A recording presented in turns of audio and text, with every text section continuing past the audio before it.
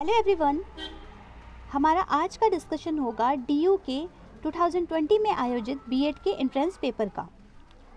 पहला क्वेश्चन है, मान लीजिए कि f x equals to 2x minus 5 तथा g x is equal to minus 4x plus 7 द्वारा परिभाषित f तथा g वास्तविक फलन हैं। उन वास्तविक संख्याओं x, जिनके लिए f x equals to g x है, निम्नलिखित में से कौन सा कथन सत्य होगा? पहला ऑप्शन, x अक्ष के धनात्मक पक्ष की ओर दो इकाइयों को काटने वाली y अक्ष के समानांतर एक सीधी रेखा। दूसरा, x अक्ष के ऋणात्मक पक्ष की ओर दो इकाइयों को काटने वाली y अक्ष के समानांतर एक सीधी रेखा।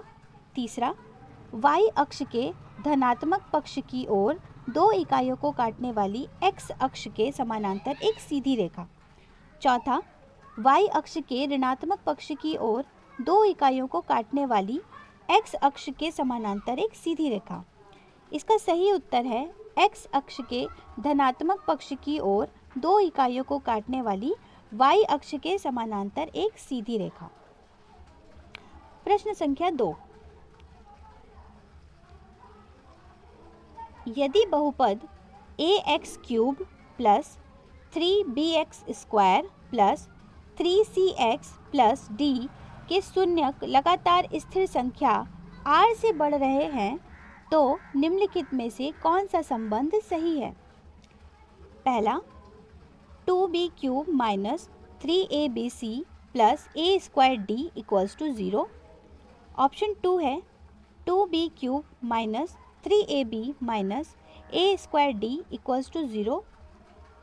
तीसरा ऑप्शन है 2b cube plus 3ab plus a square d equals to 0। चौथा ऑप्शन है 2b cube plus 3abc minus a square d equals to 0। इसका सही उत्तर है 2b cube minus 3abc plus a square d equals to 0, यानी दूसरा option सही है। प्रश्न संख्या 3, 10 से 50 तक चिन्हित कार्डों को एक बॉक्स में रखा गया और सबको मिश्रित कर दिया गया है। यदि प्रत्येक कार्ड को निकालने की प्रायिकता की संभावना समान है तो कोई भी एक कार्ड जिस पर वर्ग संख्या चिन्हित हो तो निकालने की प्रायिकता क्या है? पहला ऑप्शन है 1/4, दूसरा ऑप्शन है 4/41, तीसरा है 7/40 और चौथा है 10/41। इसका सही उत्तर है 4/41, यानी ऑप्शन 2 जो है वो करेक्ट है। प्रश्न संख्या 4, बिंदुओं 7 और -6 तथा 3 और 4 को जोड़ने वाली रेखाखंड को आंतरिक रूप से 1 और 2 में विभाजित करने वाले बिंदु की स्थिति है। आंतरिक रूप से जो अनुपात दिया गया है वो 1 संबंधी 2 है, उसमें विभाजित करने वाले बिंदु की स्थिति है। पहला ऑप्शन प्रथम चतुर्थांश, दूसरा द्वितीय चतुर्थांश, तीसरा है तृतीय चतुर्थांश और चौथा है चतुर्थ चतुर्थांश, और इसका सही उत्तर है चतुर्थ चतुर्थांश। पांचवा क्वेश्चन है, एक पवन चक्की में बिजली उत्पन्न होती है। पहला, टावर की ऊंचाई पर निर्भर करता है। दूसरा, बारिश के मौसम में अधिक होता है क्योंकि नम हवा का मतलब होता है अधिक वायु द्रव्यमान का ब्लेड से टकराना। तीसरा है हवा के वेग पर निर्भर करता है, और चौथा है टावर के करीब ऊंचे पेड़ लगाकर इसे बढ़ाया जा सकता है। इसका सही उत्तर है हवा के वेग पर निर्भर करता है, अर्थात एक पवन चक्की में किस तरीके से बिजली उत्पन्न होगी यह हवा के वेग पर निर्भर करता है। प्रश्न संख्या 6, किसी अपगामी तरंग के लिए निम्नलिखित में से कौन से कथन सत्य हैं? पहला, प्रत्येक कण में एक नियत आयाम होता है जो इसके निकटतम पड़ोसी कण से भिन्न होता है। ऑप्शन बी है सभी कण अपनी मध्य स्थिति को एक साथ पार करते हैं। तीसरा, सी ऑप्शन है सभी कण समान आयाम से दोलन करते हैं। डी है किसी भी तल के आर पर ऊर्जा का नेट स्थानांतरण नहीं होता है। ई कुछ कण सदैव स्थिर रहते हैं। अब इन्हीं से ऑप्शन बना है, जिसमें पहला ऑप्शन है ए और बी, दूसरा ऑप्शन सी, तीसरा है ई और चौथा है डी। इसका सही उत्तर है सी, यानी सभी कण समान आयाम से दोलन करते हैं। किसी अपगामी तरंग के लिए सभी कण समान आयाम से दोलन करते हैं, ये इसका सही उत्तर है। अगला प्रश्न है क्वेश्चन नंबर 7। केपलर का दूसरा नियम आधारित है। पहला ऑप्शन न्यूटन का पहला नियम यानी न्यूटन के पहले नियम पर आधारित है, दूसरा है ऊर्जा का संरक्षण, तीसरा है न्यूटन का दूसरा नियम और चौथा है कोणीय गति का संरक्षण। इसका सही उत्तर है कोणीय गति का संरक्षण, अर्थात केपलर का दूसरा नियम कोणीय गति के संरक्षण पर आधारित है। प्रश्न संख्या 8। यदि सूर्य का द्रव्यमान 10 गुना छोटा तथा गुरुत्वीय नियतांक g परिणाम में 10 गुना बड़ा हो तो पहला, वायुयान को अधिक तीव्रता से चलना पड़ेगा, दूसरा, वर्षा की बूंद अत्यधिक तेजी से गिरेगी, तीसरा, पृथ्वी का गुरुत्वीय त्वरण में परिवर्तन नहीं होगा, चौथा, पृथ्वी पर चलना अधिक कठिन होगा। इसका सही उत्तर है पृथ्वी का गुरुत्वीय त्वरण में परिवर्तन नहीं होगा। अगला प्रश्न देखते हैं। अगला प्रश्न है 9। निम्नलिखित में से कौन सा विटामिन है? पहला एस्पार्टिक एसिड, दूसरा है एस्कॉर्बिक एसिड या अम्ल, तीसरा है एडिपिक अम्ल, चौथा है सैकरिक अम्ल। इसका सही उत्तर है एस्कॉर्बिक अम्ल, यानी एस्कॉर्बिक अम्ल विटामिन होता है। अगला है क्वेश्चन नंबर 10। निर्जलीय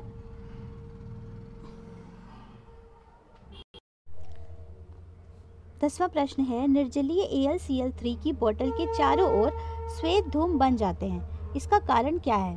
पहला, निर्जलीय AlCl3 वायुमंडलीय ऑक्सीजन के साथ अधिक रूप से या आंशिक रूप से, मैं एक बार फिर से पढ़ देती हूँ।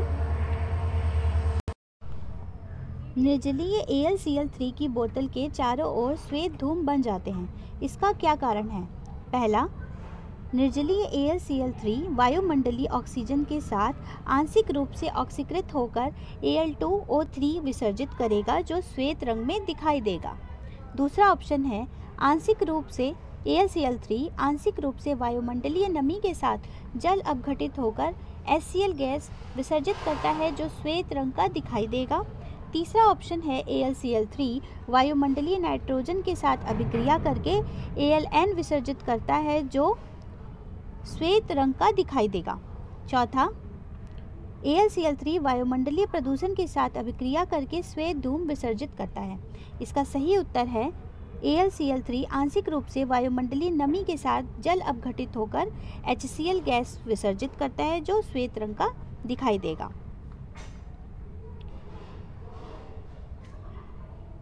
अगला प्रश्न है प्रश्न संख्या 11। निम्नलिखित अभिक्रिया एक उदाहरण है। 4NH3G plus 5O2G equals to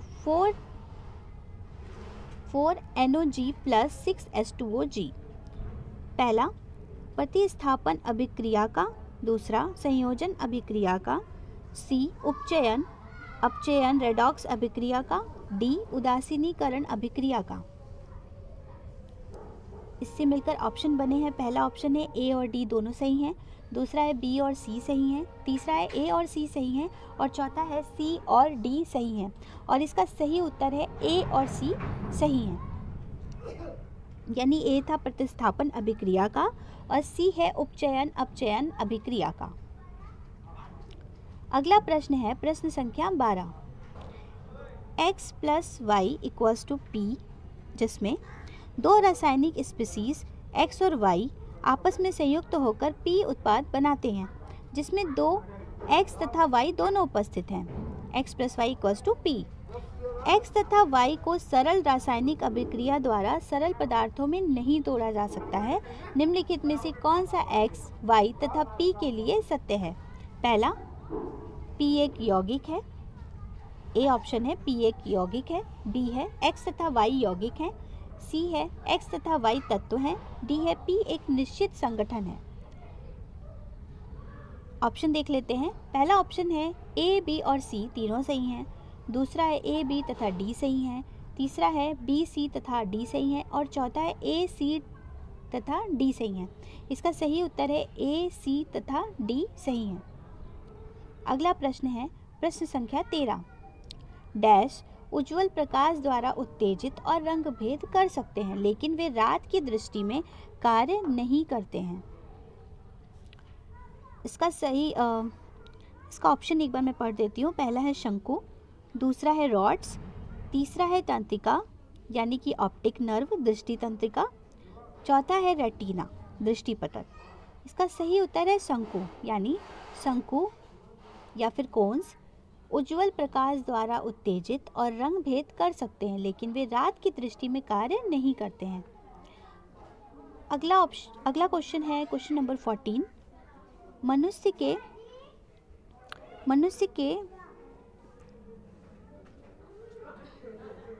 which of the following components are seen in the slide of human cheek cell? Okay, मनुष्य के गाल कपोल के कोशिका की स्लाइड को सूक्ष्मदर्शी यानी 40 गुना आवर्धन में देखने पर निम्नलिखित में से कौन कौन से घटक दिखाई देते हैं? पहला है कोशिका झिल्ली प्लास्टिड्स केंद्रिका, दूसरा है कोशिका भित्ति कोशिका द्रव्य और केंद्रिका, तीसरा है कोशिका भित्ति जीव द्रव्य केंद्रिका, चौथा है कोशिका झिल्ली कोशिका द्रव्य केंद्रिका और इसका सही उत्तर है कोशिका झिल्ली कोशिका द्रव्य और केंद्रिका। अगला प्रश्न है प्रश्न संख्या 15। किसी आहार श्रृंखला में गैर जीव निम्नीकरणीय पीड़कनाशियों का प्रत्येक उच्चतर पोषी स्तर पर बढ़ती हुई मात्रा में एकत्रित होते जाना क्या कहलाता है? पहला जैव आवर्धन, दूसरा एकत्रीकरण, तीसरा प्रदूषण और चौथा है सुपोषण। इसका सही उत्तर है जैव आवर्धन यानी किसी आहार श्रृंखला में गैर जीव निम्नीकरणीय पीड़कनाशियों का प्रत्येक उच्चतर पोषी स्तर पर बढ़ती हुई मात्रा में एकत्रित होना जैव आवर्धन कहलाता है। अगला प्रश्न है प्रश्न संख्या 16।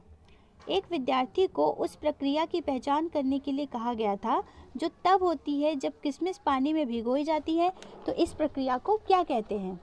पहला ऑस्मोसिस, दूसरा प्लास्मोलिसिस, तीसरा एंडोसाइटोसिस, डी ऑप्शन है विसरण और इसका सही उत्तर है ऑस्मोसिस यानी जब किशमिश को पानी में भिगाया जाता है तो उस प्रक्रिया को ऑस्मोसिस कहा जाता है। नेक्स्ट क्वेश्चन है क्वेश्चन नंबर 17। तांबे के बर्तनों पर हरे रंग की कोटिंग किसके बनने के कारण होती है?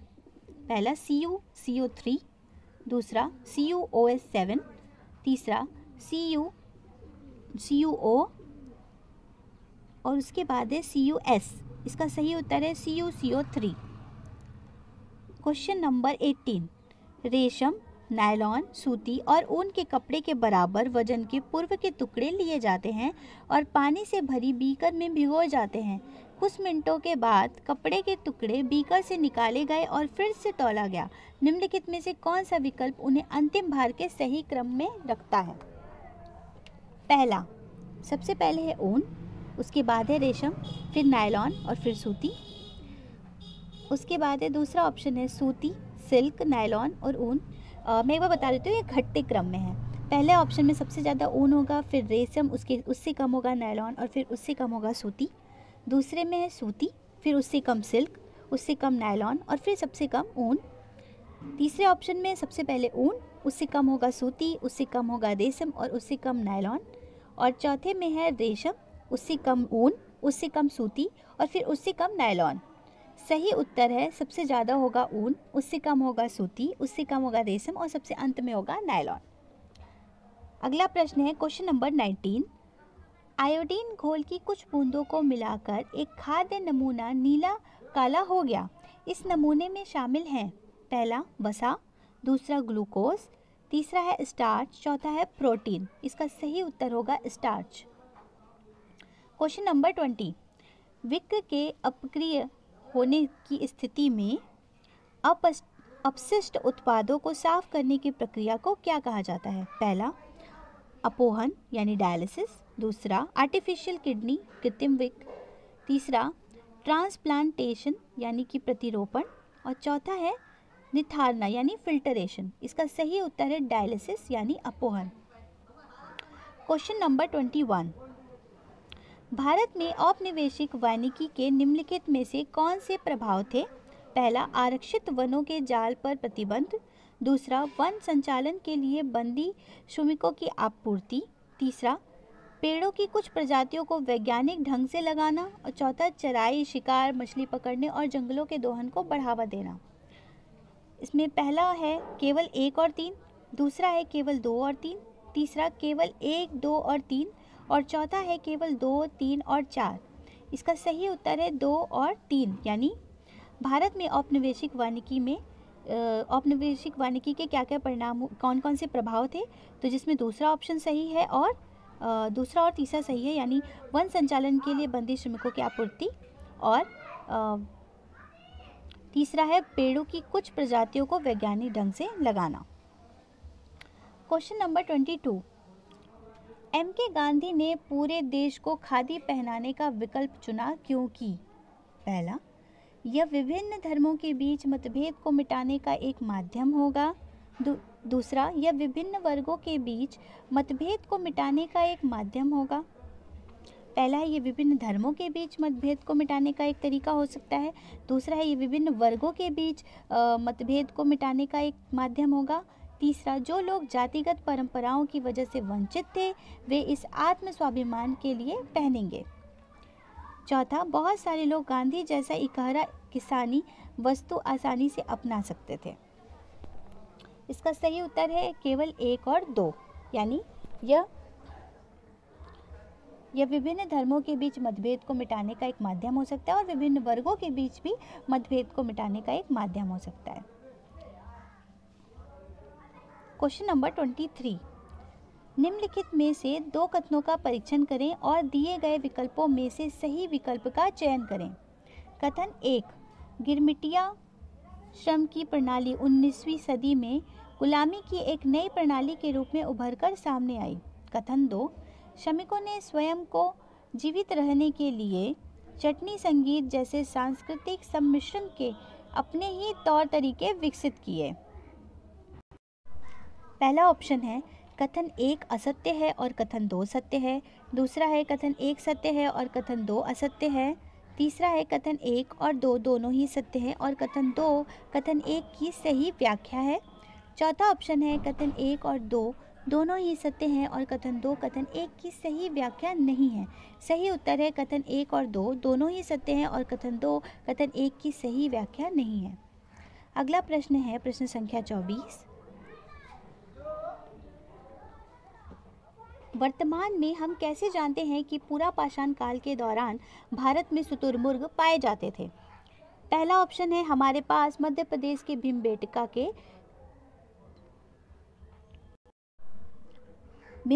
के चित्रों में इन पक्षियों का विशद चित्रण है।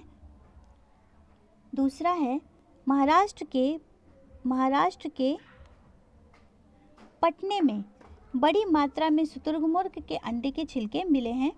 तीसरा है हमारे पास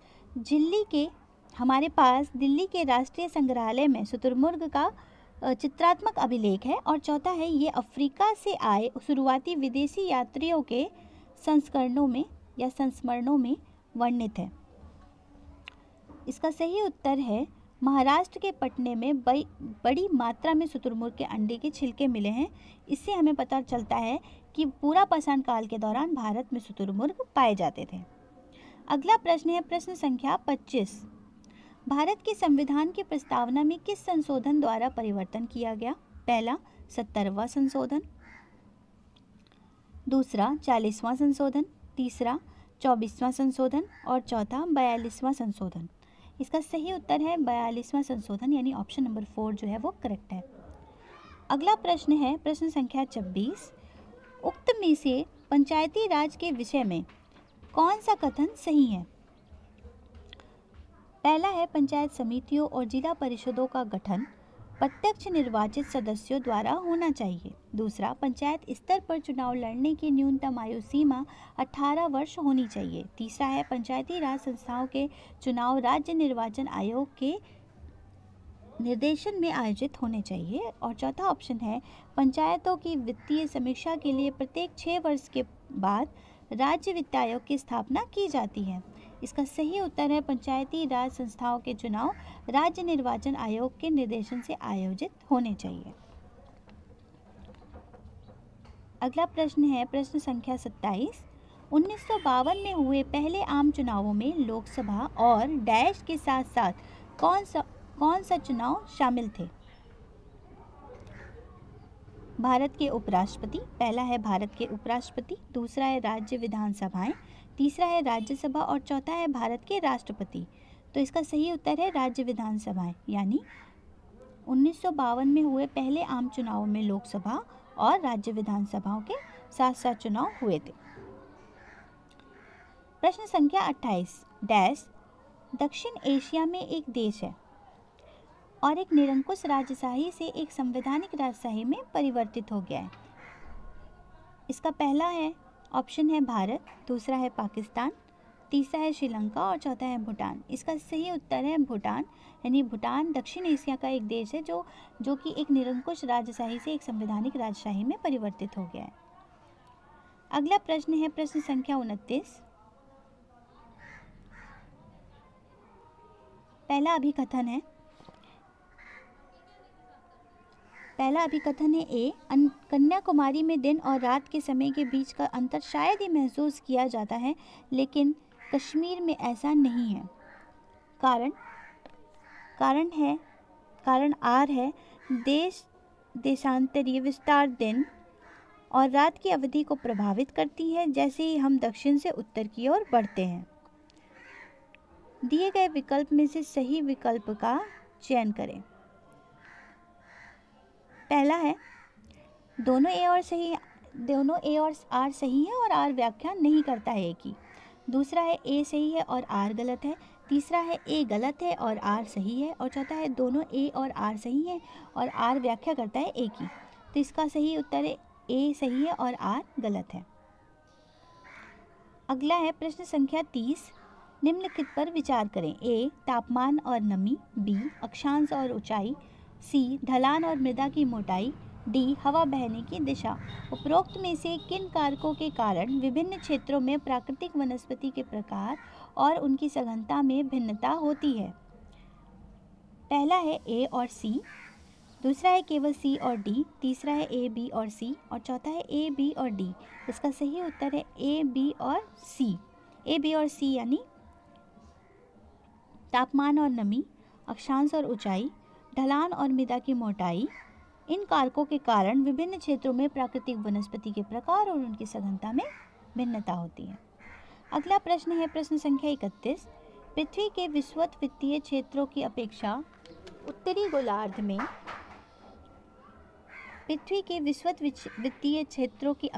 उत्तरी गोलार्ध के उपोष्ण कटिबंधीय क्षेत्रों का तापमान अधिकतम होता है। इसका मुख्य कारण है पहला, विषुवतीय क्षेत्रों की अपेक्षा उपोष्ण कटिबंधीय क्षेत्रों में कम बादल होते हैं। दूसरा, उपोष्ण कटिबंध क्षेत्रों में गर्मी के दिनों की लंबाई विषुवतीय क्षेत्रों से ज़्यादा होती है।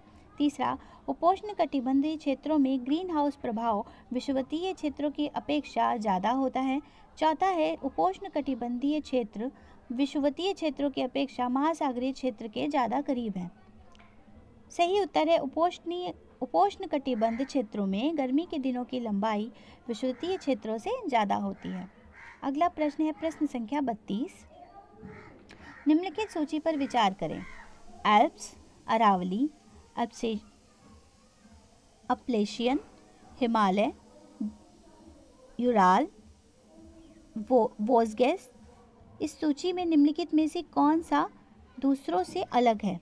पहला है वोज़गेस, दूसरा है एल्प्स, तीसरा है यूराल और चौथा है अरावली। इसका सही उत्तर है वोज़गेस या वोज़गेस। इसका सही उत्तर है। ये बाकी सबसे अलग है। प्रश्न संख्या 33। निम्नलिखित में से कौन सी नीति उत्पादन की संभावना सीमा वक्र के करीब बिंदु पर ले जाकर उत्पादन बढ़ाएगी लेकिन वक्र को स्थानांतरित नहीं करेगी? पहला ऑप्शन, एक नीति जो फर्मों को अधिक औद्योगिक संयंत्र खरीदने के लिए प्रोत्साहित करे। दूसरा है एक नीति जो फर्मों को बेहतर तकनीकी विकसित करने और पेश करने के लिए प्रोत्साहित करे। तीसरा है एक नीति जो फर्मों को अपनी श्रमिकों को प्रशिक्षण प्रदान करने के लिए प्रोत्साहित करे। और चौथा ऑप्शन है एक ऐसी नीति जो फर्मों को पहले से उपलब्ध संसाधन का अधिकतम उपयोग करने के लिए प्रोत्साहित करे। इसका सही उत्तर है एक ऐसी नीति जो फर्मों को पहले से उपलब्ध संसाधन का अधिकतम उपयोग करने के लिए प्रोत्साहित करे। वह नीति उत्पादन की संभावना सीमा वक्र के करीब बिंदु पर ले जाकर उत्पादन बढ़ाएगी लेकिन वक्र को स्थानांतरित नहीं करेगी। अगला प्रश्न है प्रश्न संख्या 34। यदि आरबीआई यानी भारतीय रिजर्व बैंक एक विस्तारवादी मुक्तवार संचालन नीति को अपनाता है तो इसका क्या मतलब होगा? पहला, गैर सरकारी धारकों से प्रतिभूतियां खरीदें। दूसरा, खुले बाजार में प्रतिभूतियों को बेचें। तीसरा, वाणिज्यिक बैंकों को खुले बाजार में अधिक ऋण प्रदान करें। चौथा, बाजार में खुले तौर पर घोषणा करें कि वह क्रेडिट का विस्तार करना चाहता है। इसका सही उत्तर है वाणिज्यिक बैंकों को खुले बाजार में अधिक ऋण प्रदान करें। प्रश्न संख्या 35। भारत में 40 वर्षों में आर्थिक गतिविधियों में होने वाले बदलाव के बारे में निम्नलिखित कथनों पर विचार कीजिए। पहला, प्राथमिक क्षेत्र की जगह द्वितीयक क्षेत्र भारत में सबसे बड़ा उत्पादक क्षेत्र बनकर उभरा है। ऑप्शन बी है जीडीपी में तीनों क्षेत्र की हिस्सेदारी में बदलाव हुआ है। उसी तरह समान बदलाव उससे रोजगार में नहीं हुआ है। सही विकल्प चुनें। पहला, दोनों सही हैं। दूसरा, ए सही है लेकिन बी गलत है। तीसरा, ए गलत है लेकिन बी सही है। और चौथा है दोनों गलत है। इसका सही उत्तर है ए गलत है लेकिन बी सही है। तो मैं बी एक बार फिर से पढ़ देती हूँ। जीडीपी में तीनों क्षेत्रों की हिस्सेदारी में बदलाव हुआ है। उसी तरह समान बदलाव उससे रोजगार में नहीं हुआ है। Question number 36। किसी देश में खाद्य सुरक्षा सुनिश्चित की जाती है अगर वहाँ ऑप्शन ए, सभी व्यक्तियों के लिए पर्याप्त भोजन उपलब्ध है। बी, सभी पुरुषों में स्वीकार्य गुणवत्ता का भोजन खरीदने की क्षमता है। सी, भोजन तक पहुँच में कोई बाधा नहीं है। नीचे दिए गए कोड का उपयोग करके सही उत्तर चुनें। पहला, केवल ए और बी। दूसरा, केवल बी और सी। तीसरा, केवल ए और सी। चौथा है केवल ए, बी और सी। इसका सही उत्तर है केवल ए और सी। Question number 37। भौतिक संस्कृति के घटक डैश और वस्तुनिष्ठ हैं। पहला, बाह्य। बी, आंतरिक। सी, मूर्त। नीचे दिए गए कोड से सही विकल्प चयन करें। ए केवल एक सही है, केवल ए सही है। दूसरा, केवल बी सही है। तीसरा, केवल सी सही है। और चौथा है ए और सी दोनों सही हैं। इसका सही उत्तर है ए और सी दोनों सही हैं। Question number 38। Thomas Robert Malthus, जिन्होंने जनसंख्या के सिद्धांत पर निबंध लिखा था, किस वर्ष में पैदा हुआ था? पहला, 1766। दूसरा, 1778। तीसरा, 1834 और चौथा है 1938। इसका सही उत्तर है 1766। 1766 में थॉमस रॉबर्ट माल्थस जी का जन्म हुआ था और उन्होंने जनसंख्या के सिद्धांत पर निबंध लिखा था। अगला प्रश्न है प्रश्न संख्या 39। किसी के द्वारा अपने सांस्कृतिक मूल्यों के अनुसार अन्य संस्कृतियों के लोगों के व्यवहार और विश्वासों का मूल्यांकन है।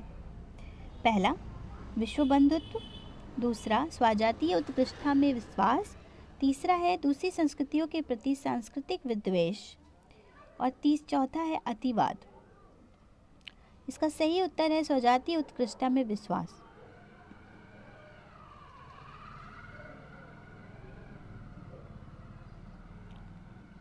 Question number 40।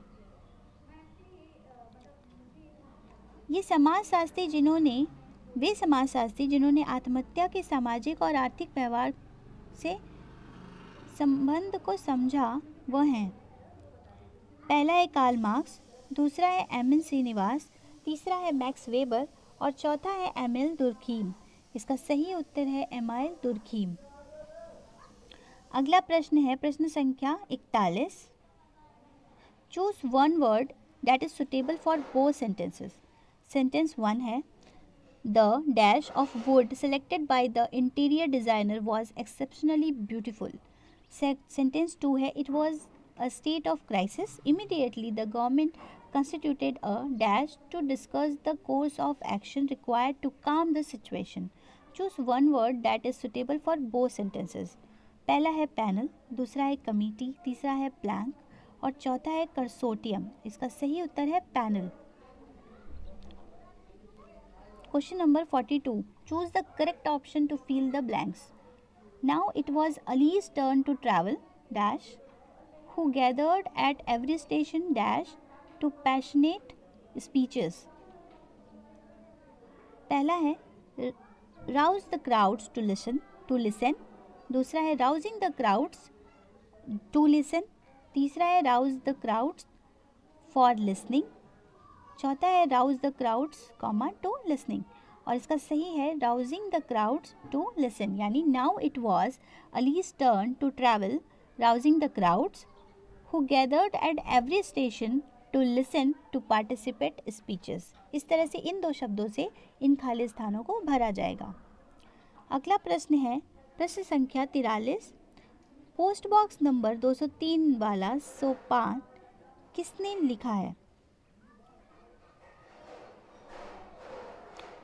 पहला है मृदुला गर्ग, दूसरा है गोविंद मिश्र, तीसरा है चित्रा मृदुल और चौथा है संजीव। इसका सही उत्तर है चित्रा मृदुल। 44वां प्रश्न है हरिपद कोमल कमल से कौन सा अलंकार है? हरिपद कोमल कमल से में कौन सा अलंकार है? पहला है उपमा अलंकार, दूसरा है रूपक अलंकार, तीसरा है उत्प्रेक्षा अलंकार और चौथा है मानविकीकरण। और इसका सही उत्तर है उपमा अलंकार। हरिपद कोमल कमल से में उपमा अलंकार है। प्रश्न संख्या 45। जोश मलिहाबादी किस लिए प्रसिद्ध है? पहला है उपन्यास, दूसरा है लघु कथाएं, तीसरा है कविताएं और चौथा है नाटक। सही उत्तर है कविताएं। यानी जोश मलिहाबादी किस लिए प्रसिद्ध हैं? वो कविताओं के लिए प्रसिद्ध हैं। अगला प्रश्न है प्रश्न संख्या 46।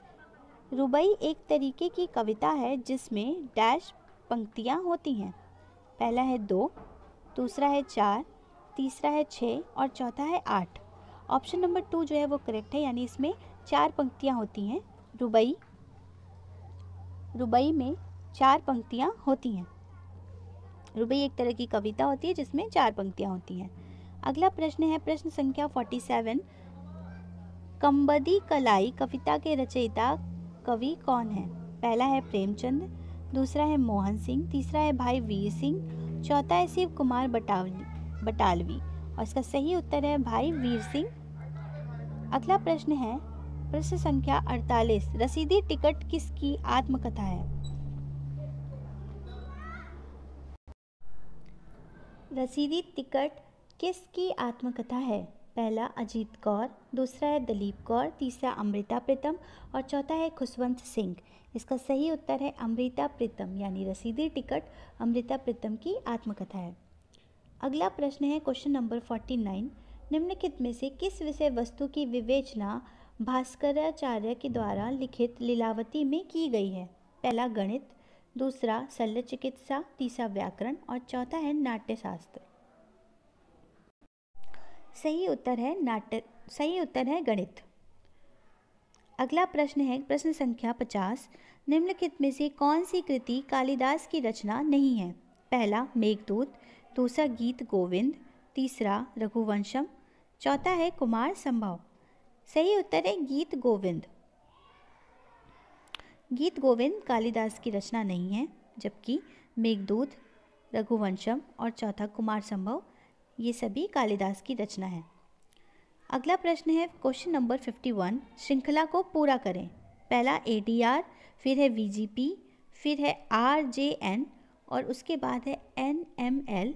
तो अगली संख्या क्या होगी, या फिर अगला जो श्रृंखला को पूरा करने वाला होगा वो कौन होगा? तो इसमें ऑप्शन है JPJ, दूसरा है JOJ, तीसरा है JPK, चौथा IPJ। सही उत्तर है JPJ। प्रश्न संख्या 52। नीचे दिए गए प्रश्न में से 3 कथन दिए गए हैं, उसके बाद निष्कर्ष 1, 2, 3, 4 हैं। आपको दिए गए कथनों को सत्य मानना है, भले ही वे सामान्यतः ज्ञात तथ्यों से भिन्न प्रतीत होते हों। निष्कर्ष पढ़ें और निर्णय लें कि दिए गए कथनों में से कौन सा निष्कर्ष सामान्यतः ज्ञान तथ्यों की अवहेलना करते हुए दिए गए कथनों का तार्किक रूप से अनुसरण करता है। कथन कुछ बिल्लियों चूहे हैं। कथन इस प्रकार है, कुछ बिल्लियां चूहे हैं, सभी चमगादड़ टेबल हैं, सभी चूहे चमगादड़ हैं। निष्कर्ष, पहला, कुछ बिल्लियां चमगादड़ हैं। दूसरा, सभी चमगादड़ चूहे हैं। तीसरा, सभी टेबल बिल्लियां हैं। चौथा, सभी चमगादड़ बिल्लियां हैं। पहला ऑप्शन है केवल 1 और 2 सत्य हैं। दूसरा है केवल 1 सत्य है। तीसरा है केवल 1 और 4 सत्य हैं। चौथा है केवल 2 सत्य हैं। इसका सही उत्तर है केवल 1 सत्य है, यानी पहला निष्कर्ष जो कुछ बिल्लियां चमगादड़ हैं, ये सही होगा। अगला प्रश्न है,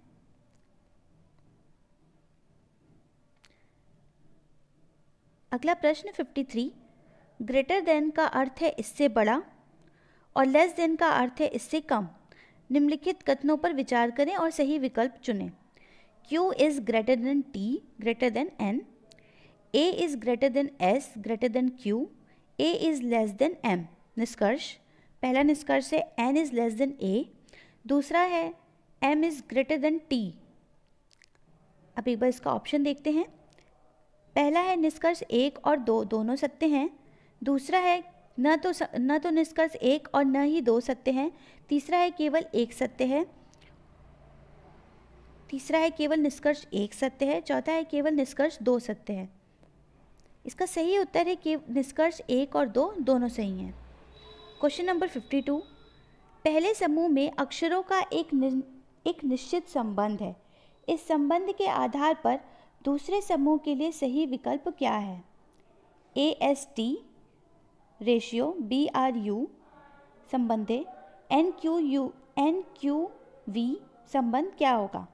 पहला ORW, दूसरा MPU, तीसरा MRW, चौथा QPW। इसका सही उत्तर है OPW। लास्ट जो ऑप्शन है फोर्थ, वो है OPW और इसका सही उत्तर भी है OPW। अगला प्रश्न, क्वेश्चन नंबर 55। 4 अनुगामी सम संख्याओं का औसत 27 है। इन संख्याओं में से सबसे बड़ी संख्या कौन सी है? पहला 36, दूसरा 32, तीसरा 30, चौथा 28। सही उत्तर है 30। Next question, question number 56। 20 मार्च 1995 को सोमवार पड़ता है। 3 नवंबर 1994 को क्या दिन था? पहला गुरुवार, दूसरा रविवार, तीसरा मंगलवार और चौथा शनिवार। सही उत्तर है गुरुवार। Question number 57। एक निश्चित कोड में पैन को 31, PAN को 31, PAR यानी PAR को 35 के रूप में लिखा जाता है। इस कोड में PAT को किस प्रकार लिखा जाता है? पहला 30, दूसरा 37, तीसरा 38 और चौथा 39। इसका सही जवाब होगा 37। Question number 58। एक क्रॉस कंट्री दौड़ में रितेश ललित से पीछे है लेकिन अमर से आगे है। विकास से आगे अमर है। पंकज अमर से आगे है लेकिन रितेश से पीछे है। आखिर में कौन है? पहला अमर, दूसरा विकास, तीसरा पंकज, चौथा रितेश। सही उत्तर है विकास। अगला प्रश्न, प्रश्न संख्या 59। एक तस्वीर में एक आदमी की ओर इशारा करते हुए एक महिला ने कहा, उसके भाई के पिता मेरे दादा के इकलौते बेटे हैं। तस्वीर में पुरुष से संबंधित महिला कौन है? पहला चाची, दूसरा बहन, तीसरा माँ और चौथा बेटी। सही उत्तर है बहन। अगला प्रश्न, प्रश्न संख्या 60। नीचे दिए गए समीकरण में x का मूल्य क्या होगा? x + 3x + 4x + 5x = 39। पहला ऑप्शन है 3, दूसरा है 4, तीसरा है 2, चौथा है 5। सही उत्तर है 3। Question number 61। नीचे एक प्रश्न और दो कथन 1 और 2 दिए गए हैं।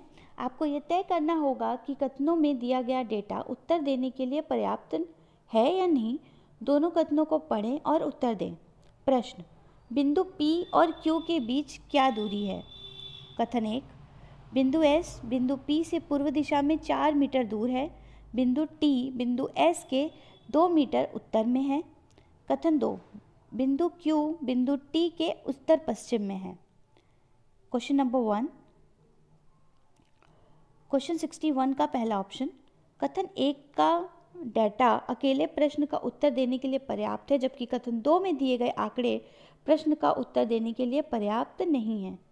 क्वेश्चन नंबर 2, ऑप्शन नंबर 2, अकेले कथन 2 में डेटा प्रश्न का उत्तर देने के लिए पर्याप्त है, जबकि कथन 2 में डेटा प्रश्न का उत्तर देने के लिए पर्याप्त नहीं है।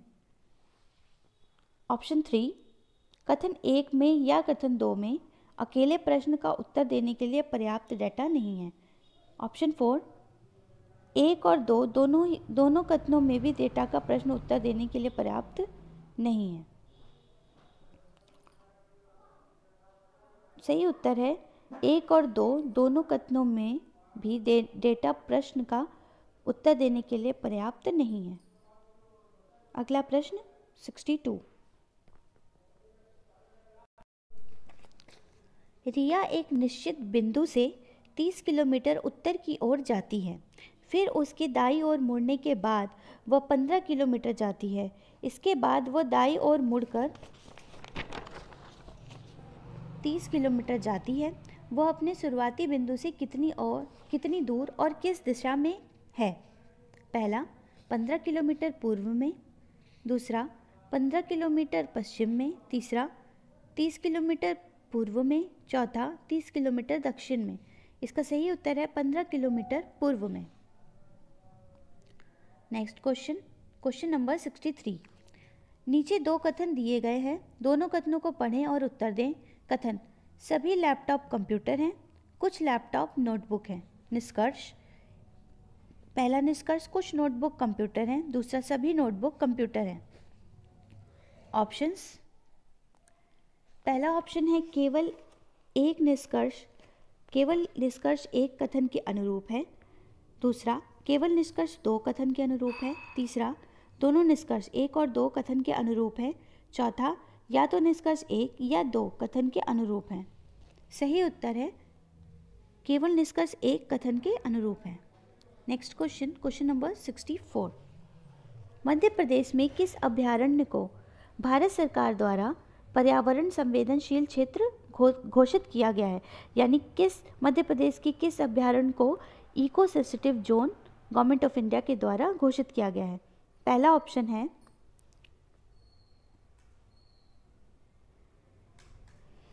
ऑप्शन है घाटी गांव वन्यजीव अभयारण्य। दूसरा है राष्ट्रीय चंबल अभयारण्य। तीसरा, खियोनी वन्यजीव अभयारण्य। चौथा, रतापानी टाइगर रिजर्व। सही उत्तर है राष्ट्रीय चंबल अभयारण्य। दूसरा ऑप्शन है राष्ट्रीय चंबल अभयारण्य और वही इसका सही उत्तर है।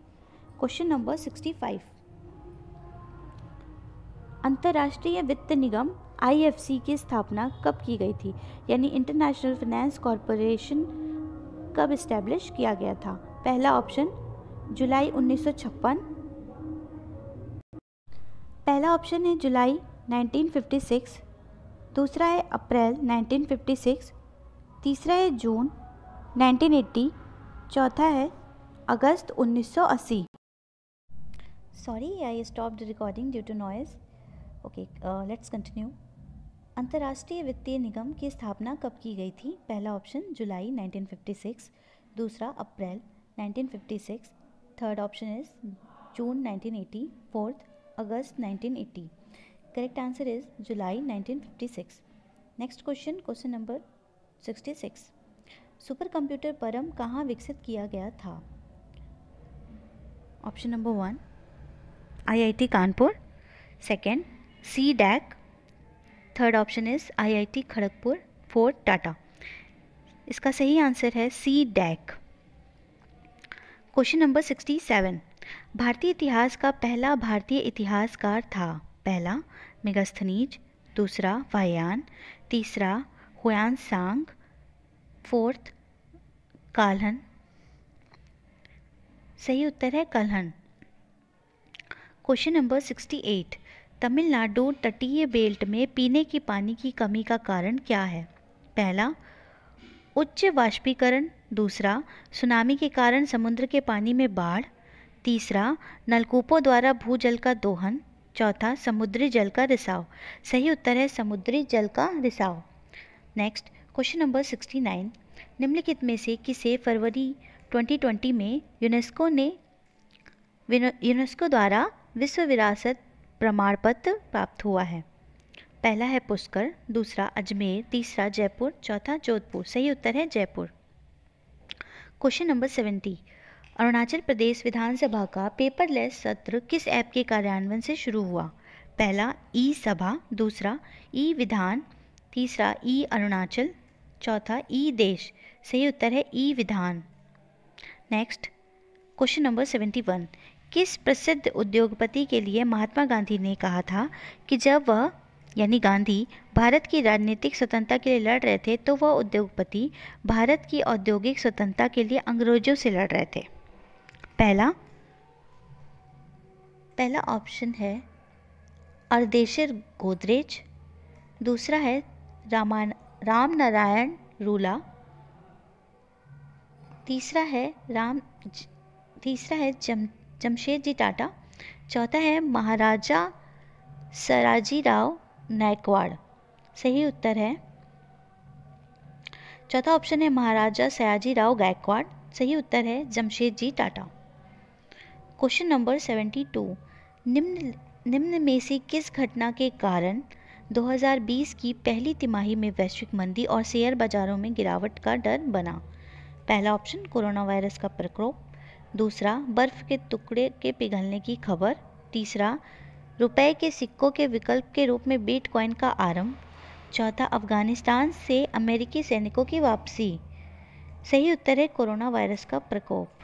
क्वेश्चन नंबर 73, जनवरी 2022 में कौन सा देश कॉमनवेल्थ शूटिंग और तीरंदाजी चैंपियनशिप की मेजबानी करने जा रहा है? पहला ऑप्शन है रूस, दूसरा है भारत, तीसरा चाइना, चौथा है इंग्लैंड। सही उत्तर है भारत। क्वेश्चन नंबर 74, विश्व में कच्चे इस्पात के उत्पादन के लिए वर्ष 2019 में किस देश को शीर्ष स्थान दिया गया है? पहला यूएसए, दूसरा चाइना, तीसरा इंडिया, चौथा जापान। सही उत्तर है चाइना। क्वेश्चन नंबर 75, निम्नलिखित में से कौन सी सुरक्षित डिजिटल बैंकिंग की विशेषताएं हैं? ए, लेन देन अलर्ट के लिए बैंकों के साथ मोबाइल नंबर और ईमेल दर्ज करना। बी ऑप्शन, आसान और सुरक्षित पहुंच के लिए ईमेल ऐप में सुरक्षित रूप से बैंकिंग डेटा संग्रहित करना। सी, बैंकिंग पासवर्ड को नियमित रूप से बदलना। डी, आपातकालीन समय के लिए परिवार के सदस्यों या दोस्तों के साथ बैंकिंग पासवर्ड साझा करना।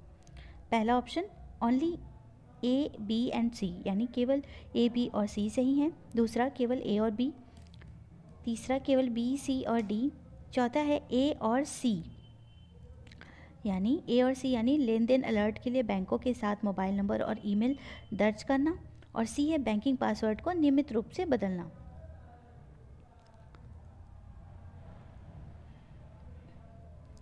क्वेश्चन नंबर 76,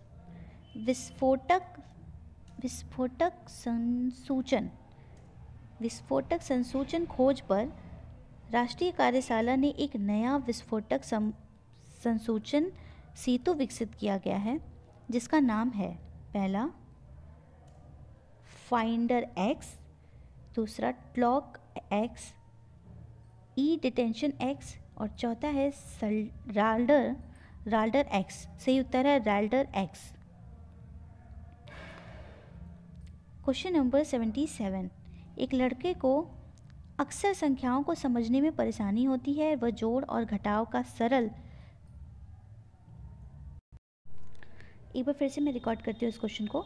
क्वेश्चन नंबर 77, एक लड़के को अक्सर संख्याओं को समझने में परेशानी होती है, वह जोड़ और घटाव का सरल संचालन करने में सक्षम नहीं होता है। निम्नलिखित में से कौन सी अधिगम विकलांगता से पीड़ित होने की संभावना है? पहला डिस्प्रैक्सिया, दूसरा डिसलेक्सिया, सी डिसकैलकुलिया और चौथा है डिसफेजिया। सही उत्तर है डिसकैलकुलिया। क्वेश्चन नंबर 78, मस्तिष्क के उस क्षेत्र का नाम बताएं जो तीव्र संवेग से जुड़ा है। पहला मेडुला, दूसरा अनुमस्तिष्क या सेरेबेलियम, तीसरा सेरेब्रल कॉर्टेक्स यानी कि प्रमस्तिष्क, चौथा मध्यांश मेडुला लिम्बिक सिस्टम। सही उत्तर है लिम्बिक सिस्टम यानी मध्यांश मेडुला। नेक्स्ट क्वेश्चन है 79, निम्नलिखित में से किसमें सामाजिक अंतःक्रिया और संप्रेषण कौशलों तथा रूढ़िवादी तरीकों के व्यवहारों, अभिरुचियों और गतिविधियों को समझने में कठिनाई आती है।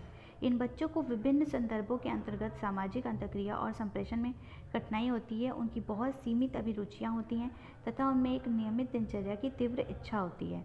पहला ऑप्शन है अवधान न्यूनता अतिक्रिया विकार यानी अटेंशन डेफिसिट या हाइपर एक्टिविटी डिसऑर्डर, दूसरा ऑप्शन है स्वालीनता वर्णक्रम विकार यानी ऑटिज्म स्पेक्ट्रम डिसऑर्डर, तीसरा इंटेलेक्चुअल डिसेबिलिटी या बौद्धिक अशक्तता, चौथा है विशिष्ट अधिगम विकार यानी स्पेसिफिक लर्निंग डिसऑर्डर। इसका सही उत्तर है ऑटिज्म स्पेक्ट्रम डिसऑर्डर यानी स्वालीनता वर्णक्रम विकार। नेक्स्ट क्वेश्चन नंबर 80, क्षुधा अभाव एनोरेक्सिया नर्वोसा के लिए किसी भी उपचार के प्राथमिक लक्ष्यों में से एक को पहचानें। पहला अनियंत्रित भोजन को अन्य व्यवहारों के साथ बदलें, दूसरा वजन को सामान्य स्तर तक कम करें, तीसरा वजन को सामान्य स्तर तक बढ़ाएं, चौथा व्यक्ति को खाने से रोकें। सही उत्तर है वजन को सामान्य स्तर तक बढ़ाएं। Topic B.Ed S2 Hindi paper 1। Okay, इसमें पहला गद्यांश है, मैं इसे रिकॉर्ड करती हूँ। निम्नलिखित गद्यांश को पढ़ें और उस पर आधारित निम्न प्रश्नों के उत्तर दें। गद्य इस प्रकार से है, कामकाजी बच्चों की भी चाहत है कि वह पढ़ लिख कर बड़े आदमी बने। इस चाहत में बच्चे अपने आप को स्कूल के दहलीज तक तो ले जाते हैं, किंतु परिस्थितिवश ज़्यादा देर टिक नहीं पाते। जो बच्चे काम के साथ पढ़ाई करना चाहते हैं, क्या स्कूल का वातावरण उनके अनुकूल है? बिल्कुल नहीं। उनके लिए अतिरिक्त व्यवस्था कर उनके सपनों को भी स्कूल में जगह देने पर विचार ही नहीं किया गया। यही कारण है कि भारत में उच्च माध्यमिक स्तर आयु वर्ग में लगभग आधे बच्चे स्कूल नहीं जा पाते। अगर हम चाहते हैं कि स्कूल एक ऐसी जगह बने जहां कामकाजी बच्चे भी सम्मानजनक तरीके से शिक्षा प्राप्त कर सकें, तो शिक्षा व्यवस्था को लचीला बनाना होगा। हमें स्वीकार करना होगा कि सबका बचपन एक सा नहीं होता। सामान्य परिवारों के बच्चों के बचपन और श्रमिक बच्चों के बचपन में बहुत अंतर है। स्कूलों में इन कामकाजी बच्चों के लिए अवसर और सुविधाएं जब तक इस दृष्टि और समझ के साथ नहीं दी जाएंगी, तब तक संभव ही नहीं है। बहु बचपन समाज की एक सच्चाई है। इसे बहुत ही संवेदनशीलता, उदारता और व्यवहारिक समझ के साथ देखा जाना चाहिए। शिक्षा से इन बच्चों का जुड़ाव तभी सुगम और संभव होगा जब नीति निर्माताओं और शिक्षकों में बहु बचपन की स्पष्ट समझ बनी हो। प्रस्तुत गद्यांश में बड़ा आदमी शब्द किस संदर्भ में प्रयुक्त हुआ है? पहला वयस्क आदमी के संदर्भ में, दूसरा सफल आदमी के संदर्भ में, तीसरा साक्षर आदमी के संदर्भ में, चौथा वित्त आदमी के संदर्भ में। सही उत्तर है सफल आदमी के संदर्भ में। दूसरा, निम्नलिखित गद्यांश को पढ़ें और उस पर आधारित निम्न प्रश्नों के उत्तर दें।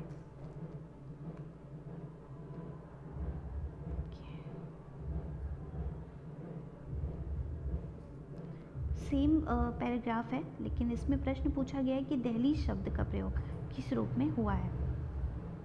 पहला ऑप्शन है मर्यादा, दूसरा रुकावट, तीसरा टेहरी, दहलीज, टेहरी या देहरी, चौथा है खिड़की। सही उत्तर है देहरी। नेक्स्ट, ये भी वही पैराग्राफ है। इसमें पूछा गया है लचीला शब्द उदाहरण है किसका है? पहला संज्ञा, दूसरा सर्वनाम, तीसरा क्रिया विशेषण, चौथा विशेषण। सही उत्तर है विशेषण। फिर से वही गद्यांश है और इसमें पूछा गया है बहुवचन शब्द में बहु क्या है। पहला उपसर्ग, दूसरा क्रिया, तीसरा प्रत्यय, चौथा क्रिया विशेषण। इसका सही उत्तर है उपसर्ग।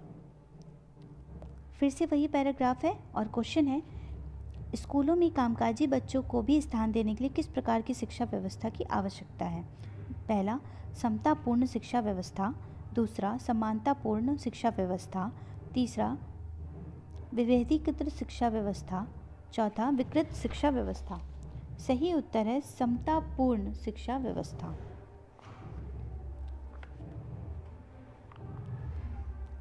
इस बार नया गद्यांश है, टॉपिक है B.Ed S2 Hindi paper 2।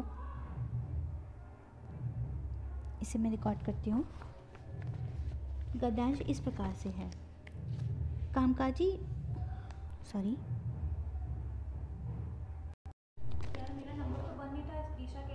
Sorry for disturbance, I am reading this passage now. शिक्षुता की प्राचीन उत्तम ढंग से नियमित व्यवस्था शिक्षा के वैकल्पिक साधन के रूप में विकसित की जा सकती है, न कि दोहन करने वाली व्यवस्था के रूप में।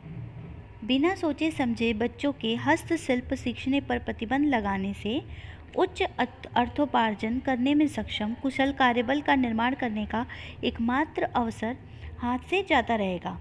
इससे हम वे अवसर भी खो देंगे जिनसे बढ़ती हुई बेरोजगारी वाले इस देश में स्वरोजगार उपलब्ध हो सके तथा ग्रामीण युवा और विशेषकर घरेलू महिलाओं के लिए भी रोजगार पैदा किया जा सके। लेकिन मुझे यह भी कहना है कि कोई बच्चा जो 15 वर्ष की आयु से कम है और विद्यालय में नहीं है, वह बाल श्रमिक है। यह बहुत ही दुख की बात है कि भारत के हस्तशिल्प क्षेत्र में ज़्यादातर ऐसा होता है कि शिल्पकारों के बच्चों को ही यह चुनाव करना है कि वे या तो अनपढ़ रहते हुए अपने पूर्वजों के कौशल सीखें, इस प्रकार से काम करते हुए और पारिवारिक आय में अपना योगदान देते हुए, या फिर औपचारिक शिक्षा लें। ग्रामीण और राज्य द्वारा दी जाने वाली शिक्षा के गिरते स्तर को देखते हुए यह कहा जा सकता है कि इस प्रकार की औपचारिक स्कूली शिक्षा उन बच्चों को भविष्य में वास्तव में जीविकोपार्जन के योग्य बनाने में सक्षम नहीं है। रणथंभौर का एक ग्रामीण स्कूल शिक्षक अपनी ड्यूटी पर हाजिर होता है, दैनिक उपस्थिति रजिस्टर में हस्ताक्षर करता है और फिर टूरिस्ट गाइड के रूप में जंगलों में चला जाता है। मेरे लिए यह इतनी ज़रूरी चिंता है, गरीबी नहीं। मेरे लिए यह एक ज़रूरी चिंता है, गरीबी नहीं, जिसका उदाहरण बालश्रम की पैरवी करते हुए दिया जाता है। परंतु क्या बच्चों के लिए वैकल्पिक शिक्षा के अवसर उपलब्ध हैं जो उन्हें उसी तरह के रोजगार के अवसर प्रदान कर सकें? क्या बाल श्रम हस्तांतरित हो सकता है? मैं फिर से एक बार ये पैराग्राफ पढ़ देती हूँ, इसमें प्रिंटिंग मिस्टेक थी। मेरे लिए यह एक ज़रूरी चिंता है, गरीबी नहीं, जिसका उदाहरण बाल श्रम की पैरवी करते हुए दिया जाता है। परंतु क्या बच्चों के लिए वैकल्पिक शिक्षा के अवसर उपलब्ध हैं जो उन्हें उसी तरह के रोजगार के अवसर प्रदान कर सकें? क्या बाल श्रम हस्तांतरित हो सकता है प्रशिक्षण और सशक्तिकरण के एक गतिमान नए रूप में? मुझे यहाँ यह स्पष्ट कर देना चाहिए कि मैं इस मुद्दे को आज पूर्ण रूप से शिल्प क्षेत्र के परिप्रेक्ष्य में देख रही हूँ, विशेषतः पारंपरिक घरेलू उद्योगों में तथा उनमें से जो महिलाओं से संबंधित है। शिल्प कौशलों में प्रशिक्षण, चाहे घर में हो या पारंपरिक गुरु शिष्य संबंध के द्वारा, को औद्योगिक प्रशिक्षण के रूप में पहचाने जाने की आवश्यकता है और उसे उसी तरह का सहयोग दिए जाने की आवश्यकता है जैसा कि तकनीकी और व्यावसायिक शिक्षा के दूसरे रूपों को दिया जाता है। परिवार, मास्टर, शिल्पकार, सहकारी समिति, संस्थान या गैर सरकारी संस्थान जो कि प्रशिक्षण दे रहे हैं, उन्हें कुछ वित्तीय ज़रूर दी जानी चाहिए ताकि नियोक्ता के बजाय बच्चे को कुछ धन मिल सके जो वे इस अवधि के दौरान कमा सकते हैं। नहीं तो कौशल सिखाने के बहाने बंधक बाल श्रमिकों की परंपरा के आगे हार मान लेने का एक प्रलोभन सा हमेशा ही रहेगा, जैसा कि उत्तर प्रदेश और आंध्र प्रदेश के कांस्य उद्योग में दिखाई देता है, जहाँ यह हस्तशिल्प पारिवारिक पेशा न रहकर एक बड़ी उद्योग गतिविधि में बदलता जा रहा है।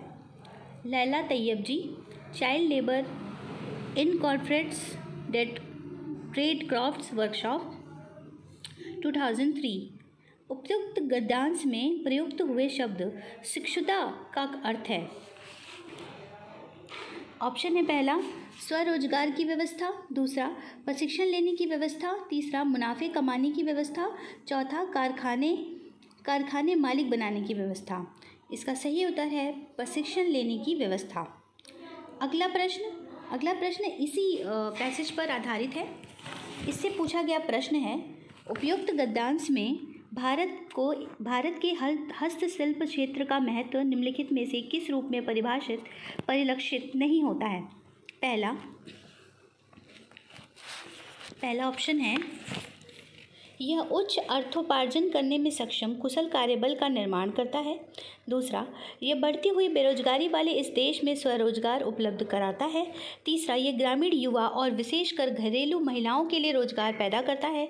चौथा, यह बाल श्रमिक जैसी व्यवस्था का खात्मा करता है। इसका सही उत्तर है, यह बाल श्रमिक जैसी व्यवस्था का खात्मा करता है। अगला प्रश्न भी इसी पैसेज पर आधारित है। इससे पूछा गया प्रश्न है, शिल्प कौशलों में प्रशिक्षण को औद्योगिक प्रशिक्षण के रूप में स्थापित करने के लिए करना होगा। पहला, गुरु शिष्य परंपरा को बढ़ावा। दूसरा है सांस्थानिक वित्तीय की व्यवस्था। तीसरा, रहने और भोजन की व्यवस्था। चौथा, अच्छे प्रशिक्षक की व्यवस्था। इसका सही उत्तर है सांस्थानिक वित्तीय की व्यवस्था। अगला प्रश्न भी इसी पैसेज पर आधारित है और इससे पूछा गया प्रश्न है, औपचारिक स्कूली शिक्षा शिल्पकारों के बच्चों को भविष्य में जीविकोपार्जन के योग्य बनाने में सक्षम नहीं है, क्योंकि पहला, शिल्पकारों के बच्चे औपचारिक शिक्षा के लिए अयोग्य हैं। दूसरा, शिल्पकारों के बच्चों में औपचारिक शिक्षा के प्रति अरुचि है। तीसरा, अधिकांश शिल्पकारों के बच्चे बाल श्रमिक हैं। चौथा, राज्य गुणवत्तापूर्ण शिक्षा देने में अक्षम है। इसका सही उत्तर है राज्य गुणवत्ता शिक्षा देने में अक्षम है। अगला प्रश्न भी इसी पैसेज पर आधारित है और इससे पूछा गया प्रश्न है, औपचारिक स्कूली शिक्षा शिल्पकारों के बच्चों को भविष्य में जीविकोपार्जन के योग्य बनाने में सक्षम नहीं है, क्योंकि पहला ऑप्शन है कौशल सिखाने के बहाने बाल श्रमिकों की परंपरा स्थापित करना। दूसरा, शिल्पकारों द्वारा अपने बच्चों को काम पर लगाना। तीसरा, बच्चों में एक दूसरे को देखकर बाल श्रम के प्रति झुकाव होना। चौथा, 15 वर्ष की आयु से कम के बच्चों का स्वरोजगार करना। सही उत्तर है कौशल सिखाने के बहाने बाल श्रमिकों की परंपरा स्थापित करना। अगला जो प्रश्न है वो इंग्लिश पैसेज से है, जिसका टॉपिक है BS2 English paper 2। Read the passage given below and answer the following questions. Passage इस प्रकार से है, the phrase white privilege is one that rubs a lot of white people the wrong way. It can trigger something in them that shuts down conversation or at least makes them very defensive, especially those who grew up relatively less privileged than other folks around them.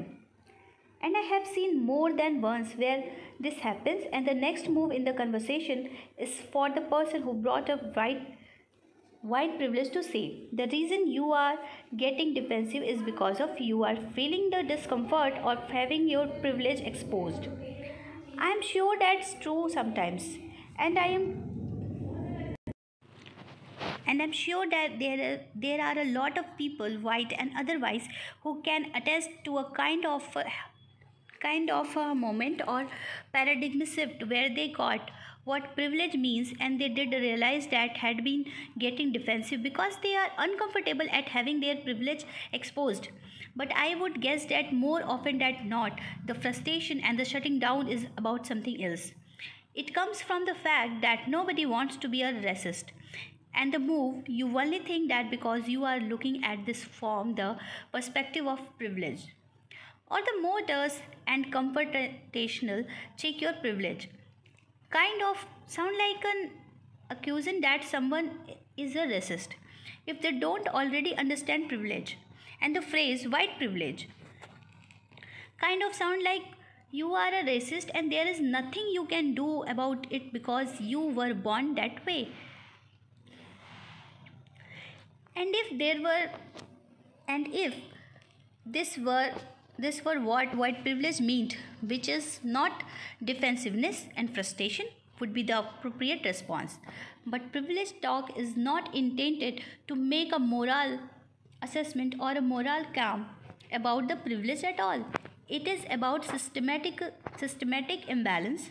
It is about injustices that have arisen because of the history of racism that birthed the way things are now. It's now saying you are a bad person because you are white. It's saying the system is skewed is way that you are maybe haven't realized or had to think about precisely because it's skewed in your favor. I am white, so I have not experienced racial privilege from the underside firsthand, but my children and a lot of other people I love are not white. And so I care about privilege, what it means for racial injustice in our country. And one experience I have had firsthand which has helped me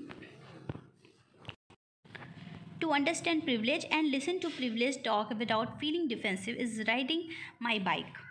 If I'm okay on the sidewalk, which is sometimes the safest place to be, people will yell at me to get on the road. People in cars think it's funny to roll down their window and yell something right when they get beside me, or to splash me on purpose. People I have never met and are angry at me for just being on a bike in their road, and they let me know with colorful language and other acts of aggression. I can imagine that for people of color, life in a white majority context feels a bit like being on a bicycle in midst of traffic.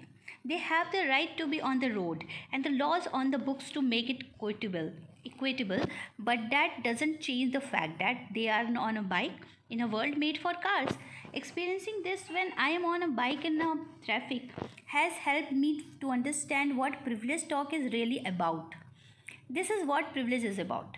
Like drivers, nice, non-aggressive white people can move in the world without thinking about the potholes or the gravel that people of color have to navigate, or how things that they do, not intending to hurt or endanger anyone, might actually be making life more difficult or more dangerous for a person of color. Talk about white privilege is a way of trying to make visible the fact that system is not neutral. It is not a level playing field. It's not the same experience for everyone. There are biases and imbalances and injustice built into the warp and the woof of our culture. The author the author has used the analogy of bike riding to talk about white privilege. From the statements given below, choose the one which is an example of an analogy. Option number 1 is, that's as useful as rearranging deck chairs on the Titanic. Second option is, the promise between us was a delicate flower. Third option, that new car cost an arm and a leg. Fourth is, Elsa said that she has changed but action speaks louder than words. इसका correct answer है that's as useful as rearranging deck chairs on the Titanic. Second question भी इसी passage पर आधारित है और इससे पूछा गया प्रश्न है, in the context of passage which of the following is not true. Option 1, talk about white privilege causes discomfort among a lot of whites.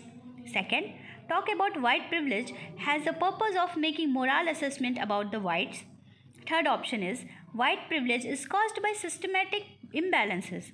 Fourth, white privilege is about inequalities rooted in racism. Correct answer, talk about white privilege has the purpose of making moral assessment about the whites. Next question भी इसी passage पर आधारित है और जिससे पूछा गया प्रश्न है, which of the following is not implied by the author in the passage. Option 1, talk about white privilege can be a source of embarrassment for the whites.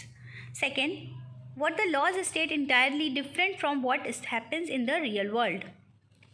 Third option, white people can navigate their day-to-day life without thinking about white privilege. Fourth option, white people can never truly understand the concept of white privilege. Correct answer is, white people can never truly understand the concept of white privilege. Next question भी इसी passage पर आधारित है, question number 4, और इससे पूछा गया प्रश्न है, Virat Kohli is known for his hostility towards opponents on the field. Which of the following forms of words from the passage can best replace the underlined word, यानी हॉस्टिलिटी वर्ड को कौन सा वर्ड रिप्लेस कर सकता है? पहला अग्रेशन, दूसरा defensiveness, तीसरा फ्रस्ट्रेशन और चौथा है रेसिज्म। यानी हॉस्टिलिटी वर्ड को अग्रेशन वर्ड जो है वो करेक्ट आंसर है और वो उसे रिप्लेस कर सकता है। नेक्स्ट क्वेश्चन भी इसी पैसेज पर आधारित है। इससे पूछा गया प्रश्न है which of the following thing is not true in the context of bike riding. Bike riding के कंटेक्स्ट में कौन सा ऑप्शन है जो करेक्ट नहीं है, ट्रू नहीं है? पहला, roads are built for automobile owners. Second, people intentionally endanger the lives of the bike riders. Third, laws on the books are not equitable after all. चौथा ऑप्शन है bike riders get yelled at from both pedestrians and automobile owners. Correct answer है people intentionally endanger the lives of bike riders. ये true नहीं है। Next passage के लिए topic है B.Ed S2 English paper 1।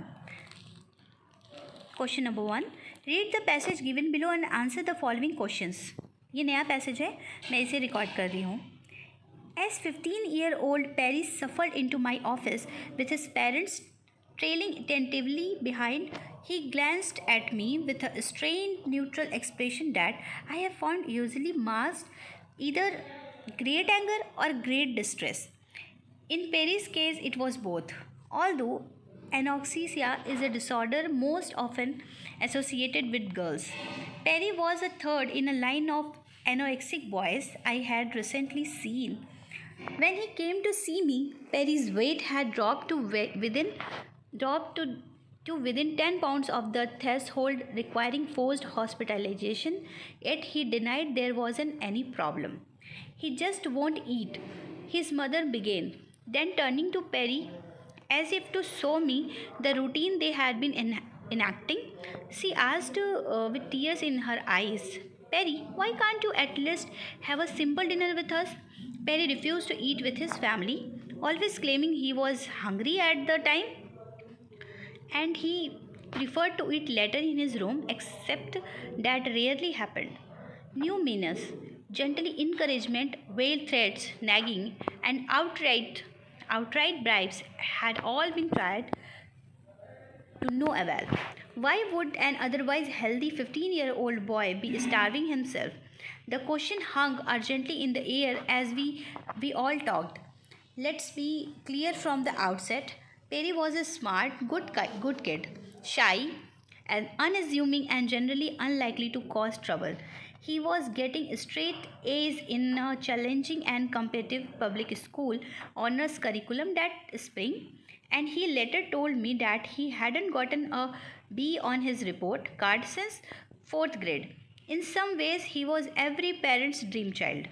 But beneath his academic success, Perry faced a world of troubles, and while he took a while to get to know, eventually the problems came pouring out. The problems weren't what I had expected, though. Perry wasn't abused, he didn't do drugs, and his family wasn't driven by conflict. Rather, at first glance, his problems would seem more like typical adolescent complaints, and they were in a way. But it was only as I got to understand him that I realized the adolescent problems Perry experienced weren't just occasional irritations as they had been for me and my cohort as teens, but rather had grown to the point where they cast a large shadow over much of his day-to-day world. I had later come to realize that Perry wasn't alone in that regard. One big problem was that while Perry was a strong achiever, he was not at all a happy one. I hate waking up in the morning because there is all this stuff I have to do. He said, I just keep making list of things to do and checking them off each day. Not just schoolwork but extracurricular activities so I can get into a good college. Once he got started, Perry's discontent spilled out in a frustrated monologue. there is so much to do and I have to really work to get myself motivated because I feel like none of it really matters. But it's really important I do it anyway. At the end of it all, I stay up late, I get all my homework done, and I study really hard for my tests. And what to do I get to show for it all? A single sheet of paper with 5 or 6 letters on it is just stupid. Perry was gifted enough to jump through the academic hoops that had been set for him, but it felt like little more than hoop jumping, and this ate at him. But that wasn't his only problem. Perry was well loved by his parents, as are most of the young people we see. But in their efforts to nurture and support him, his parents inadvertently increased his mental strain. Over time, they had taken on all his household chores in order to leave him more time for schoolwork and activities. That's his top priority, they said almost in unison when I asked about this. Although removing the chores from Perry's plate gave him a bit more time, it ultimately left him feeling even more useless and tense. He never really did anything for anyone except suck up their time and money, and he knew it. And if he thought about backing off on his schoolwork, well, look how much his parents were pouring into making it go well. Sandwiched between worry and guilt, Perry had literally begun to wither. This passage is narrated from the point of view of. इस passage से जो पहला प्रश्न पूछा गया है वो है this passage is narrated from the point of view of. पहला ऑप्शन है a college professor studying the effects of bulimia on young males. Second option is young male named Perry struggling with the effects of anorexia. Third option है a concert therapist who works with struggling young adults. चौथा option है a doctor who treats eating compulsive and sleeping disorders. Correct answer है a concern therapist who works with struggling young adults. Second question जो है इसी passage से है और वो क्वेश्चन है according to the passage Perry's two biggest problem were. पहला, being an unhappy achiever and his parents' role in increasing his mental strain. Second option is his poor attitude toward his school and his consumption of everyone's time and money. Third option is his workload and his inability to express himself. Fourth is his inability to prioritize his activities and anorexia.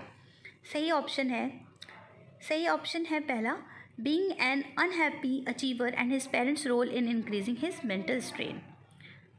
अगला प्रश्न भी इसी passage पर आधारित है और वह है the primary purpose of the passage is to. पहला, इस पैसेज का जो प्राथमिक उद्देश्य है वो क्या है? पहला है describe a young man's struggle with anorexia and in doing so provide possible reasons a young person may use to defend an eating disorder. Second है advocate for young males who are struggling with an eating disorder and the decision they have made that have brought them to that struggle. Third option is relate an emotional reaction to the shock of an eating disorder such as that of Perry's a typical young adult. Fourth option is explain how today's youth often develop eating disorders and other terrible issues in their overactive lives.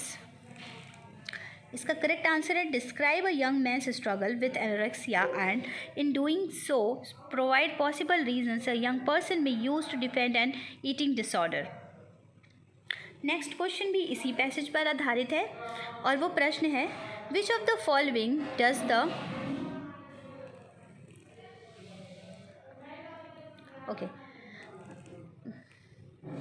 Which of the following does the author use in the sentence starting of the fourth paragraph? But beneath his academic success, Perry faced a world of troubles, and while it took a while to get to know, eventually the problems came pouring out. First is simile, second is anecdote, third is irony and fourth is metaphor, और इसका correct answer है metaphor. अगला question भी इसी passage से है और प्रश्न है, in the second sentence of the last paragraph the word inadvertently most nearly means first steadily, second is monumentally, third is incrementally, fourth is mistakenly, और इसका सही उत्तर है मिस्टेकनली।